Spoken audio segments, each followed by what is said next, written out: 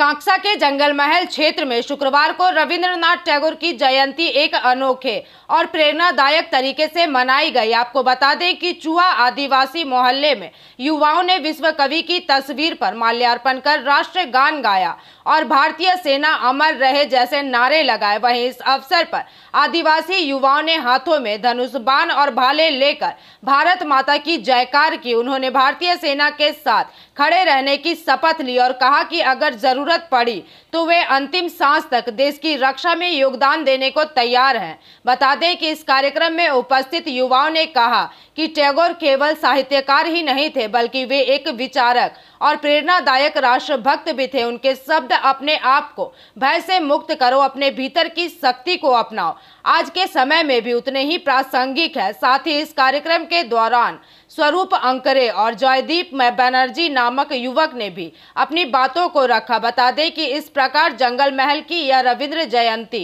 एक सामाजिक और राष्ट्रीय संदेश के साथ मनाई गई, जिसमें कला, संस्कृति और देशभक्ति का अद्भुत संगम देखने को मिला। আমরা আজকে রবীন্দ্রনাথ ঠাকুরের জন্মজয়ন্তী পালন করার উদ্দেশ্যে এখানে এসেছিলাম। এর সাথে সাথে আমরা জানি যে ভারতীয় সেনা যে লড়াই লড়ছে সাহসিকতার সাথে, আমরা এখানকার অধিবাসী হিসেবে আমাদের সামনে Panagarh army camp, Panagarh air force camp, আমরা ভারতীয় সেনার প্রতি আমাদের পূর্ণ সমর্থন, দেশের জন্য আমাদের রক্তের শেষ বিন্দু পর্যন্ত আমরা দেশের সেনার প্রতি সমর্পিত, দেশের প্রতি সমর্পিত। তাই আমরা রবীন্দ্রনাথ ঠাকুরের জন্মজয়ন্তী পালন করে জাতীয় সঙ্গীত গায়ে তার সাথে সাথে আমরা আজকে ভারতীয় সেনার প্রতি আমাদের কৃতজ্ঞতা জানালাম এবং ভারতীয় সেনাকে যেটুকু দরকার, যেটুকু সহযোগিতা আমাদের সম্ভব, ভারতীয় সেনা সবভাবে পাশে আছে। আমাদের যদি কোনো কাজে লাগে, আমাদের রক্তের শেষ বিন্দু পর্যন্ত যদি সেনার কাজে লাগে, সেটাতে আমরা সমর্থন জানাতে এখানে আমরা উপস্থিত হয়েছি। রবীন্দ্রনাথ বিদ্রোহী, হ্যাঁ, রবীন্দ্রনাথ কি ভূমিকায় রয়েছে আপনাদের কাছে? আমাদের কাছে রবীন্দ্রনাথ ঠাকুর শুধু বিশ্বকবি না, আমরা তীরধনুক এই কারণেই ধরেছি যে আমাদের কখনো যদি আমাদের পাশেই রয়েছে পানাগড় বায়ুসেনা, তো তাদের সাপোর্টের জন্য, তাদের সাহায্যের জন্য যদি আমাদের কখনো প্রয়োজন হয়, তো আমরা লাস্ট রক্তবিন্দু পর্যন্ত আমরা সাহায্য করতে প্রস্তুত।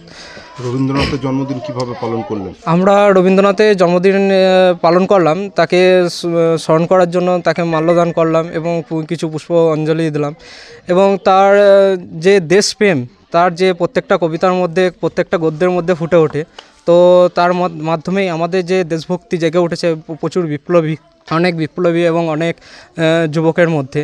তো সেইভাবেই আমরা চাইলাম, সেইভাবেই আমরা চেয়েছি যে তার মতো, মানে রবীন্দ্রনাথ, আমাদের বিশ্বকবি রবীন্দ্রনাথ ঠাকুরের মতো, তার মনের মতো যেন আমরা তৈরি হয়ে উঠি। জাতীয় পতাকা কি সেজন্য নিয়েছিলেন? জাতীয় পতাকা এই কারণে নিয়েছিলাম, তার দেশপ্রেম, রবীন্দ্রনাথ ঠাকুরের দেশপ্রেম, প্রচুর দেশপ্রেম ছিল এবং তারই মতো আমাদের মনের মধ্যেও দেশপ্রেম জেগে উঠেছে। সেই জন্য আমরা জাতীয় পতাকা ধরে আছি এবং দেশের সমস্ত সব কিছু যে যে জিনিসের প্রয়োজন আমাদের প্রয়োজন হলে, আমাদের রক্তবিন্দু পর্যন্ত প্রয়োজন হলে, তারা আমরা তাদেরকে সাহায্য করতে পারি।